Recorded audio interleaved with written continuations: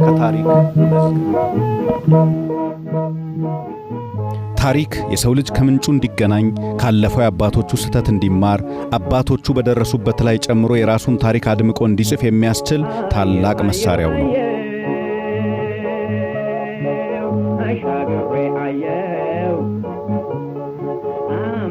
የሰው ልጅ ታሪክን ለልጆቹ ያስተላልፋል።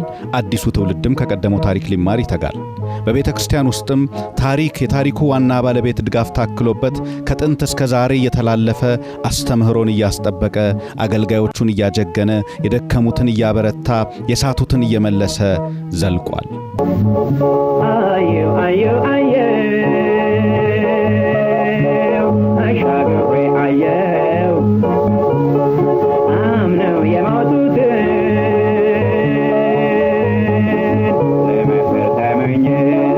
እነሆ ይህን ቀደምት የክርስቲያናዊ አስተምህሮና እሴት አስጠባቂ የወንጌል ማሄጃ አውታር ለቤተ ክርስቲያን ጥቅም ማዋል ይቻል ዘንድ በኤልሻዳይ ቴሌቪዥን ኔትወርክ ታሪክ ሊታወስ ማህደሩ ተፈታ። ጤና ይስጥልን ውድ የታሪክ መድረክ ፕሮግራም ተከታታዮቻችን፣ ዝግጅታችንን አሁን ማቅረብ እንጀምራለን። ባሳለፍናቸው ሳምንታት ከታሪክ መዝገብ በተሰኘው ፕሮግራማችን በቤተ ክርስቲያን ታሪክ ላይ ያተኮሩ በተለይም በአገራችን ቤተ ክርስቲያን ውስጥ እንደ መካነ ኢየሱስ፣ መሰረተ ክርስቶስ፣ ቃለ ሕይወት፣ ሕይወት ብርሃን ያሉ ቤተ ክርስቲያናት ምስረታ ላይ እግዚአብሔር የተጠቀመባቸው አገልጋዮቹን እነርሱን እንዴት እንደተገናኛቸው እነርሱንም ለቤተ ክርስቲያን አገልግሎት እንዴት እንደተጠቀመባቸው ታሪካቸውን ስንካፈል እንደቆየን ይታወሳል። በዚህኛው ሳምንትና በመጪዎቹ ሳምንታት ዝግጅታችን ደግሞ ምንም እንኳን የቤተ ክርስቲያን ታሪክ አካል ቢሆንም ከቀጥታው የቤተ ክርስቲያን ታሪክ ትንሽ ወጣ ባለ መልኩ አንድን ታሪካዊ ሁነቶችን እያነሳን ልንተነትንላችሁ ወደድን። ይሄው ታሪካዊ ሁነት የመዝሙራት ታሪክ ነው። መዝሙር በቤተ ክርስቲያን ታሪክ ውስጥ በቀደመው ኪዳንም ሆነ በአዲሱ ኪዳን ከጥንት ጀምሮ ከሰው ልጅ ሕይወት ጋር በተቆራኘ መልኩ በታሪክም ውስጥ የታሪክ አካል የሆነ ሲሄድ እንደነበር ይታወሳል። በብሉይ ኪዳን በታላላቆቹ የእግዚአብሔር ሰዎች በነ ሙሴ ሕይወት በነ ዳዊት ሕይወት መዝሙር ትልቅ ስፍራ ነበረው። በአዲስ ኪዳንም ስንመጣ ጌታችን ኢየሱስ ክርስቶስና የመጀመሪያዎቹ ደቀ መዛሙርት ሲዘምሩ እንደነበር ተጽፎልናል። እና ሐዋርያው ጳውሎስም በዝማሬ አማካኝነት የወህኒ ደጆችን ሲያስከፍቱ የወህኒ መሰረቶችን ሲያናውጡ እንደነበር ተጽፏል። ዝማሬ ከአዲስ ኪዳን ታሪክ በኋላም በነበረችው ቤተክርስቲያን ውስጥ በተለያዩ የታሪክ ዘመናት ውስጥ በልዩ ልዩ የተሐድሶ እንቅስቃሴዎችም ሆነ የቤተክርስቲያን የእድገት ጉዞ ወቅት የተለያዩ መዝሙሮች በታላላቅ የወንጌል አገልጋዮች እየተደረሱ በርካታ ስራዎች እንደተሰሩ ይታወቃል። በቅዱስ ቃሉም ላይ ዝማሬን እንድንጠቀም መንፈሳዊ ቅኔን እንድንቀኝ እንደታዘዝን እንደተጻፈልንም ይታወቃል። እኛም በዚሁ ሂደት ወቅት በተለይም ደግሞ የቤተክርስቲያን ተሐድሶ ከሆነ በኋላ በአሜሪካና በአውሮፓ በነበረችው ቤተክርስቲያን ውስጥ በነበረው አስደናቂ የእድገት ግስጋሴ ወቅት በርካታ ዝማሬዎች ሲዘመሩ እንደነበር ይታወሳልና በዚህ ወቅት ከተዘመሩ በተለይም ደግሞ አንዳንድ የመዝሙር አዋቂዎች ዓለምን የቀየሩ መዝሙራት ከሚሏቸው መካከል ጥቂቶቹን አንስተን ታሪካቸውንና የመዝሙሮቹ ደራሲዎች በህይወታቸው ምን ሲያልፍ ተነስተው እንደጻፏቸው ይሄንን ለመመልከትና ከዚህም ተነስተን ዝማሬዎቹን እንደ በረከት እንድንጠቀምባቸው ለእናንተ ለማቅረብ ወደናል።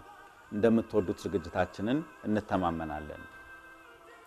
በዚህ ዝግጅታችንም ዓለምን የቀየሩ 5 መዝሙራት ተብለው ከተጠቀሱት መዝሙራት መካከል አንዱ የሆነውን It is well with my soul ወይም እኔ የዚህ ፕሮግራም አቅራቢያችሁ ለነፍሴ ሰላም ነው፣ ነፍሴ ግን ደህና ነች፣ ነፍሴ ግን ሰላም ነች በሚል የመለስኩትን መዝሙር ታሪክ የምናቀርብላችሁ ይሆናል።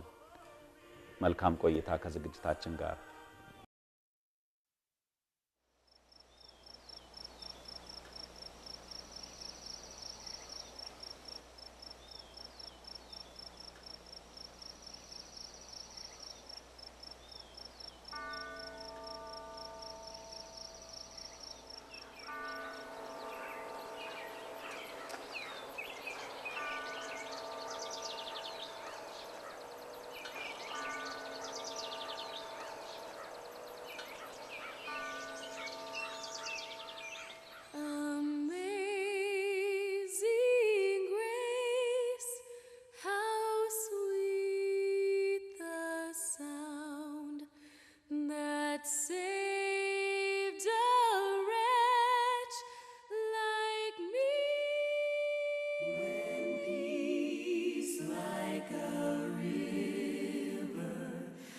attendeth my way.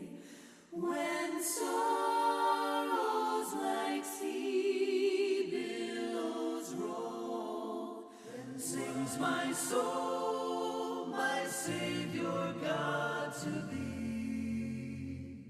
How great thou art, how great thou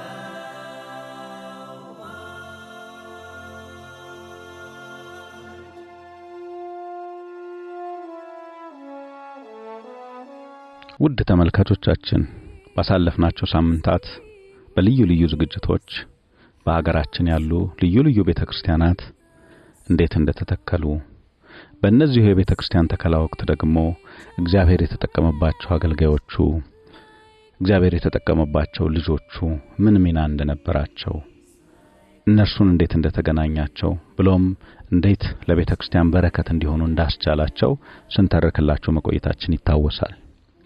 በዚህ ሳምንት ዝግጅታችን ደግሞ ከቤተክርስቲያን ታሪክ ጋር የተቆራኘ የሆነውን አንዱን አቅጣጫ አንስተን ለመዳሰስ እንሞክራለን። ይኸውም መዝሙር ነው። መዝሙር ከሰው ልጅ ጋር እጅግ የተቆራኘ የሰው ልጅ ስሜቱን የሚገልጽበት፣ የሚያስተምርበት፣ የሚዝናናበት፣ ታሪኩን የሚያቆይበት፣ ታሪክን የሚነግርበት የታሪክ አካል ሆኖ ከሰው ልጅ ጋር አብሮ ኖሯል። መዝሙር በቤተክርስቲያን ታሪክም በቀደመው ኪዳንም ሆነ በአዲሱ ኪዳን ውስጥ ትልቅ ስፍራን ይዞ ለሰዎች መታነጽ፣ ለሰዎች መነቃቃት፣ የእግዚአብሔርን ቃል መታዘዝ ምክንያት የሆነ ሲያገለግል የኖረ እንደሆነ መጽሐፍ ቅዱሳችን ይናገራል። በብሉይ ኪዳን እነ ሙሴ፣ ዳዊት ከመዝሙር ጋር የተቆራኘ አገልግሎትና ሕይወት ነበራቸው። ከእግዚአብሔር የተቀበሉትን መልእክት በመዝሙር ለሕዝበ ምእመኑ አስተላልፈዋል።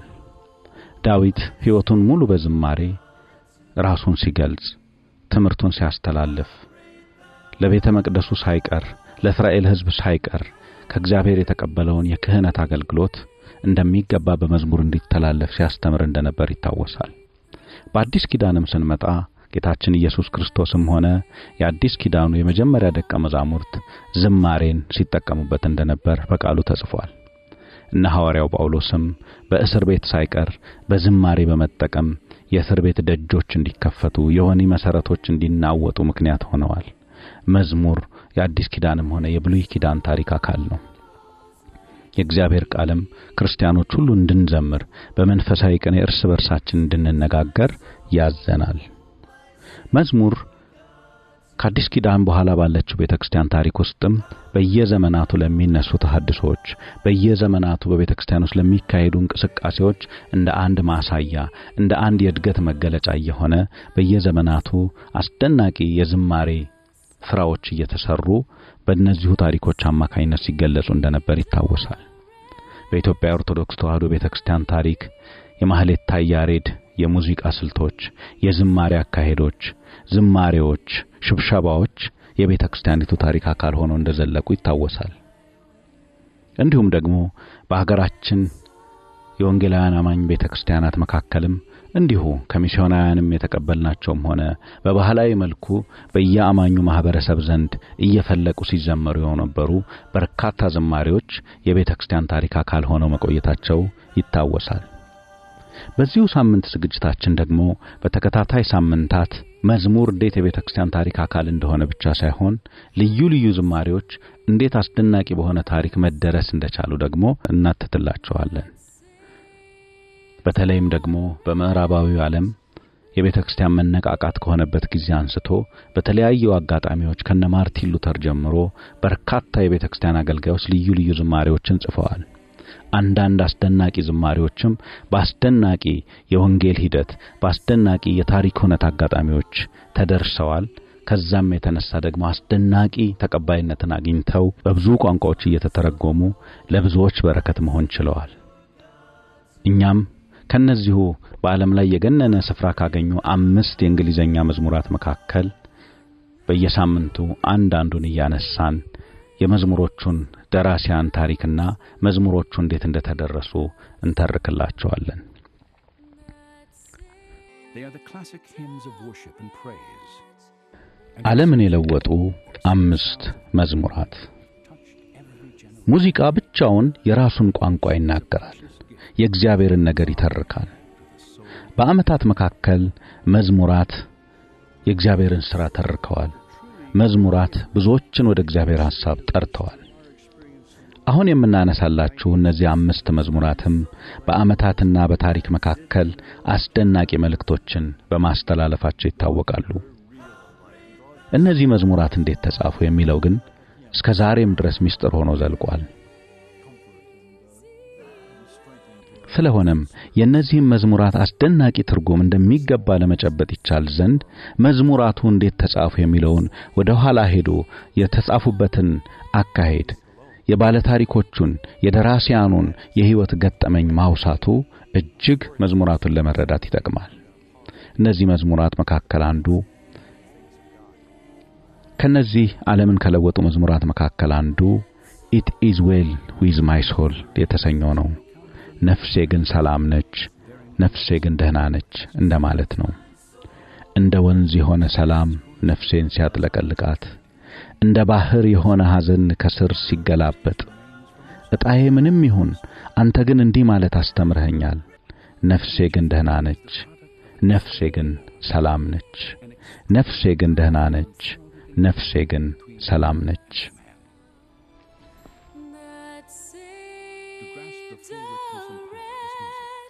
We must look then. He carries the tremendous message of Horatius Spafford. The text is beautiful. It's conveys great truth that you and I know to exist. But yet it comes out of the broken የአሜሪካው የእርስ በርስ ጦርነት ካበቃ በኋላ ኢሊኖይስ ውስጥ ያለችው ቺካጎ ወደ ምዕራባዊው የአገሪቱ ክፍል እንደ መግቢያ በር የምታገለግል ከተማ ሆነች።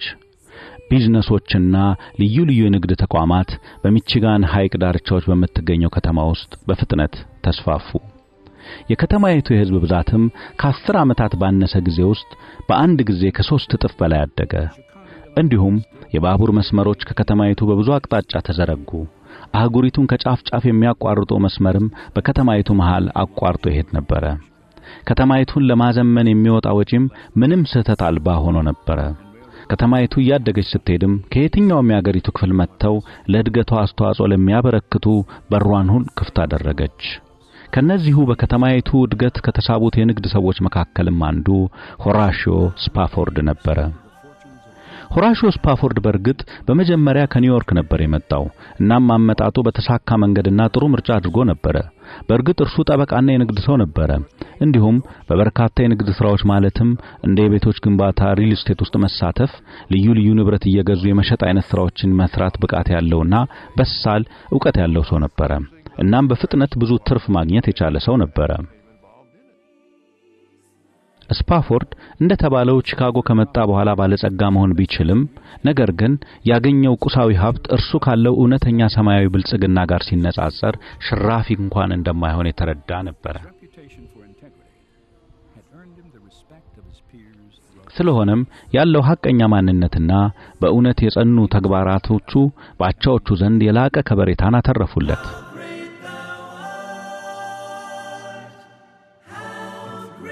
ከዚህም ባሻገር የተወደደችው ባለቤቱ አናና ልጆቹ ሌላ የተሟላ ሕይወቱ መገለጫዎች ነበሩ። ከዚህም በላይ ደግሞ ስፓፎርድ ለቤተ ክርስቲያንና በዛ ዘመን ዕውቅ የወንጌል ሰባኪ ለነበረው ዲኤል ሙዲ የሚያደርጋቸው ቋሚና ያልተቆጠቡ ድጋፎች ለሕይወቱ ሙሉነትን ያጎናጸፉ አስደሳች ተግባራቱም ነበሩ። እናም በዚህ መልኩ መባረኩን ቆም ብሎ በማሰብም ስፓፎርድ በተደጋጋሚ ሊለካ ከሚችለው በላይ እጅግ መባረኩን በማሰብ አብዝቶ ጌታውን ያመሰግን ነበር። ይህን መሰል ደስታ የሞላበት ሕይወትም ነበረው።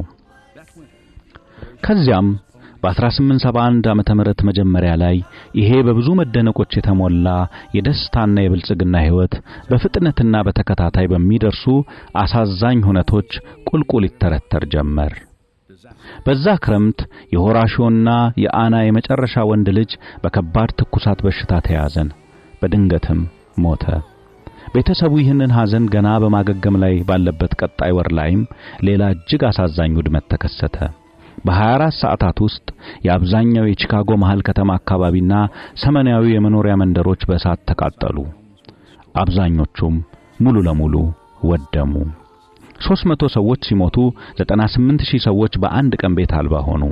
ሰዎች ወደ ሐይቁ ተነድተው ያመለጡበትና እጅግ ብዙ ሚሊዮን ዶላር ዋጋ ያለው ንብረት ያወደመ አደጋ ነበረ። የሆራሺዮ ስፓፎርድን ሪል ስቴት ወይም የመኖሪያ መንደሮች ሙሉ በሙሉ ያወደመ ፍጹም አሳዛኝ ቅጽበትም ነበር የሆነው። ነገር ግን ከደረሰበት አስከፊ ውድመት ባሻገር ስፓፎርድ ወደ ሥራ ገብቶ ከእርሱ የባሰ ጉዳት የደረሰባቸውን ሰዎች ለመርዳትና ለማገዝ ጥረት ማድረግ ጀመረ። በዚሁ መልክም ለማገገም ሙከራ ሲያደርጉ እሱና ቤተሰቡ ቆዩ።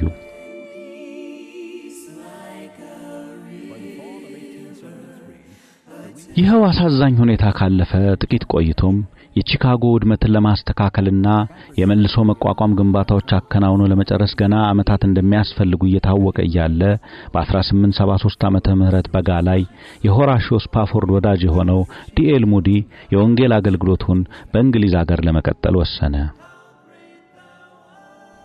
በዚሁ ጊዜ ሆራሺዮም ከሚታየው ተደጋጋሚ አሰልቺ ነገር ዞር ማለት ለእርሱም ሆነ ለቤተሰቡ የሚሰጠው አንዳች የመንፈስ መታደስ እንደሚኖር በማሰብ የዲኤል ሙዲን አገልግሎት አብሮ በመጓዝ ለመከታተል በመወሰን ቤተሰቡን ይዞ አብሮ ሊሄድ ተነሳ።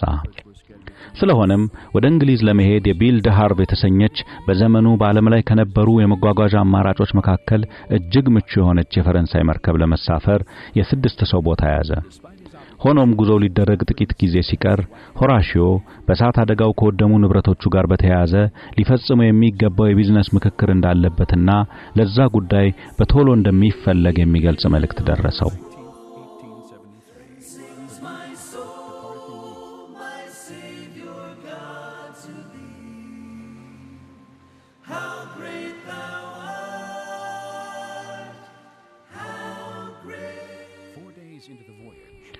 ስለሆነም እርሱ ካጋጠመው የሥራ ኃላፊነትን ከመወጣት ባሻገር ስፓፎርድ ባለቤቱና 4 ሴት ልጆቹ ያለ እርሱ ጉዟቸውን እንዲቀጥሉና እርሱ ከጥቂት ሳምንታት በኋላ አብሯቸው እንደሚሆን በመግለጽ እንዲጓዙ አሳመናቸው።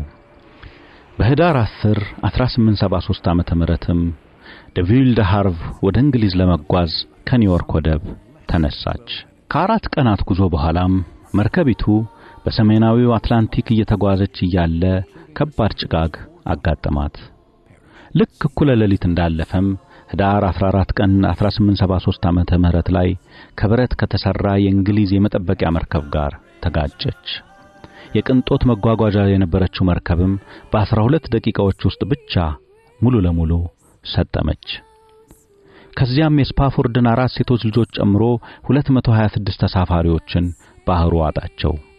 አደጋው ከደረሰ ከአንድ ሰዓት ያህል በኋላም የስፓፎርድ ባለቤት የሆነችው አና የመርከብ ስባሪ በመያዝ ከምትንደፋደፍበት በረዷማ ውሃ ውስጥ ተጎትታ መውጣት ቻለች። ከ7 ቀናት በኋላም ከዌልስ የአደጋ መከላከያ መርከብ ላይ ሆና ለባለቤቷ ስፓፎርድ እንዲህ የሚል የቴሌግራም መልእክት ላከች። እኔ ብቻ ተርፌያለሁ።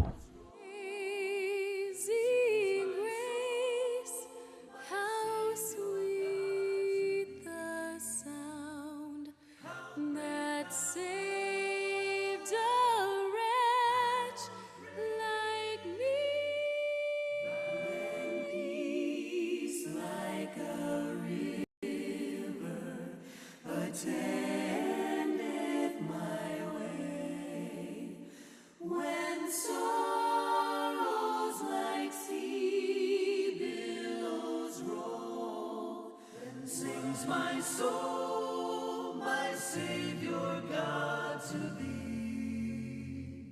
How great thou art, how great thou art. አሳዛኝ የመጨረሻ ትንሽ ልጁን በህመም ሞት ማጣት፣ በአንድ ጊዜ መላው ንብረቱን ያወደመ አስከፊ አደጋ፣ ከዚያም የቀሩትን 4 ውድ ልጆች በአጠቃላይ በባህር ተነጥቆ በአስከፊ ሁኔታ ውስጥ የወደቀው ሆራሺዮ ስፓፎርድ እጅግ ተስፋ አስቆራጭ ሁኔታ ውስጥ የገባ ቢሆንም እርሱ ግን በእግዚአብሔር ላይ ካለው እምነት ጋር እንደተቆራኘ መኖርን መረጠ። ለአንድ የልብ ጓደኛውም ያለበትን ሁኔታ ሲገልጥ ያለሁበት ሁኔታ እጅግ የተወሳሰበ ሲሆን በእግዚአብሔር ላይ እምነቴን ማድረግ በመቻሌ ግን እደሰታለሁ ብሎት ነበር። ወዲያውኑም በሐዘንና በተስፋ መቁረጥ ውስጥ ሆና የምትጠብቀውን ባለቤቱን ለማግኘትም ወዲያው የመርከብ ትኬት ቆረጠ። ጉዞው ረጅም ነበር። ሆራሽዮም አብዛኛውን ጊዜውን በጸሎትና የእግዚአብሔርን ነገር በጥሞና በማሰላሰል ያሳልፍ ነበር። መንገዳቸውን ቀጥለው 4 ቀናት ከሞላቸው በኋላም የመርከቧ ካፒቴን ወደ ስፓፎርድ ቀርቦ አሁን በዚህ ሰዓት እያለፍን ያለነው ቪልድ ሃርቭ በሰመጠችበት ቦታ ላይ ይሄ ስፍራ መርከቢቱ የሰመጠችበት ትክክለኛ ቦታ እንደሚሆንም አምናለሁ አለው። በዚህ የሕይወቱ አስከፊ ሐዘን በደረሰበት ስፍራ በዚህ ውሃማ የልጆቹ መቀበሪያ በሆነ ስፍራ ላይ ሆኖም ሆራሽዮ እንደ አንድ ሐዘንተኛ አባት በመንፈሱ ያስስ ጀመረ።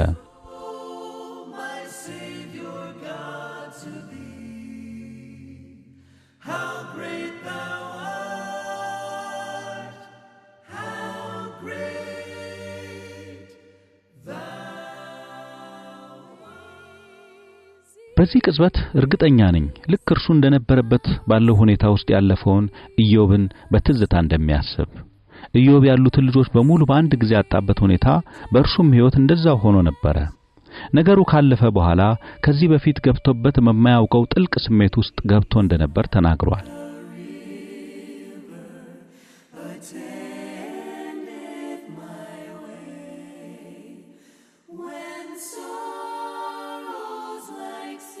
ከዚያም እንዲህ ብሏል። ልክ በዛው ቅጽበት ግን ካለሁበት ድቅድቅ ጨለማ ባሻገር በድንገት የእግዚአብሔር ተስፋና ሰላም ብርሃን በልቤ ማብራት ጀመረ፣ መላው ሰውነቴንም ተቆጣጠረው ብሏል። እናም ያንን የተሰማኝን አስደናቂ ሰላም ከመግለጥ ውጪ ምንም ማድረግ አልቻልኩም። ማድረግ የምችለው አንድ ነገር ያንን ስሜት ባለኝ ጥሩ የመግለጫ ችሎታ ተጠቅሞ መግለጥ ነበር። በእርግጥ ገጣሚነት ቋሚ ስራዬ ባይሆንም ግጥም መጻፍ ግን ወድ ነበር። እናም ስፓፎርድ እንዲህ እያለ ቀጠለ። ከዚያም ወዲያውኑ ያለምንም ማመንታትና ማቋረጥ ይህ ምስክርነት ከውስጤ ወይም ከልቤና ከህመሜ ባሻገር እንዲህ ፈሰሰ። በዛ ፍጹም የማይጠበቅ ቅጽበትም ሐዘን ወደ ደስታ ተለወጠ፣ ሐዘን ወደ ተስፋ ተለወጠ። ስፓፎርድ አንድ ቀን ከልጆቹ ጋር በመንግስተ ሰማይ እንደገና አንድ ላይ እንደሚሆን እርግጠኝነት በውስጡ ተሰማው። ከዚያም ከመርከቡ በረንዳ ወደ ማረፊያ ክፍሉ ሄዶ እምነት እጅግ ታላቅ በሆነ ኃይል የተገለጸበትን ከዚህ በፊት ተጽፎ የማያውቅ መልእክት ጻፈ። እጅግ አስደናቂ በሆነ መንገድ ነው የጻፈው። በዛ ባህር ላይ ሆኖ የሕይወትን አጠቃላይ ምስል ባህር ነበር የገለጸው።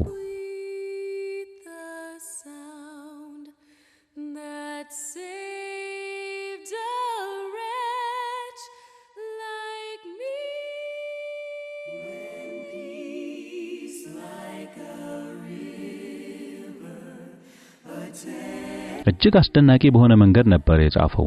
በዛ ባህር ላይ ሆኖ የሕይወትን አጠቃላይ ምስል በሚፈስ ባህር ነበር የገለጸው። እናም በዚህች ምድር ላይ ያለ ምንም አይነት ሰዋዊ መከራ፣ የገንዘብ ችግርም ይሁን አካላዊ ችግር እግዚአብሔር መቼም እንደማይጥለን መቼም እንደማይከዳን ማረጋገጫ የሚሰጥና ምናልባትም አካላችንን ትጎዳ ይሆናል፣ ነፍሴ ግን ሁልጊዜም ደህና ነች የሚያስብለን ነበር። ነፍሴ ግን ደህና ነች፣ ነፍሴ ግን ሰላም ነች። በህዳር 1878 ዓመተ ምህረት ይህ አደጋ ከደረሰና ከላይ የተተረከው አጋጣሚ ከተፈጠረ ልክ 2 ዓመታት ሞላ። በዚያ ወቅት አናና ስፓፎርድ በጎረቤቶቻቸውና ጓደኞቻቸው ተጎብኝተው ነበር። እናም በዛ ከሰዓት ላይ ስፓፎርድ በዛች አሳዛኝ ዕለት የጻፈውን ግጥም የመዝሙር ደራሲና በታሪክ ከሚወሱ ታላላቅ የድሮ መዝሙራት አቀናባሪዎች መካከል አንዱ የሆነው ብሊስ ፊሊፕ የተሰኘ ሰው በተገኘበት አነበበላቸው። ብሊስ ፊሊፕ በዛ የስፓፎርድ ግጥም መልእክት እጅግ ልቡ ተነካ።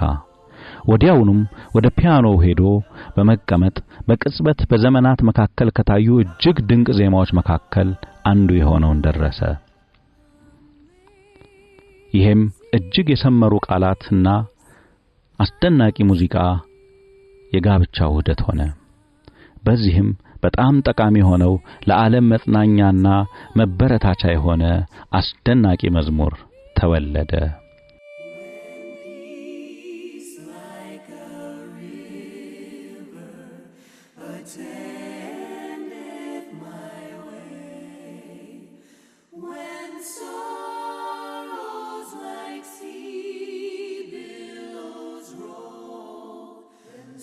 My soul, my Savior God, to thee.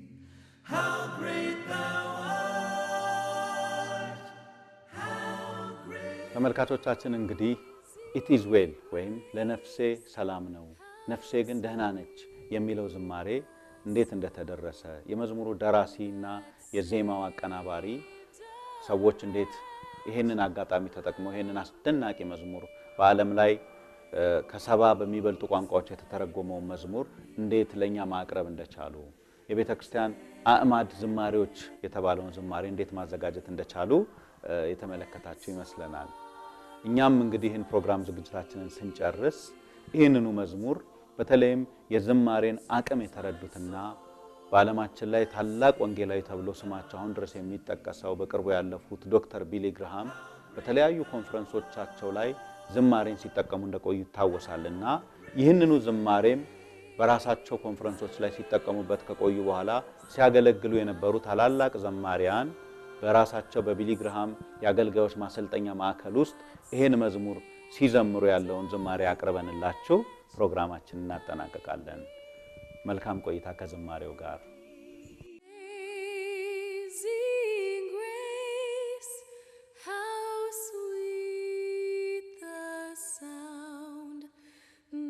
Saved a wretch like me.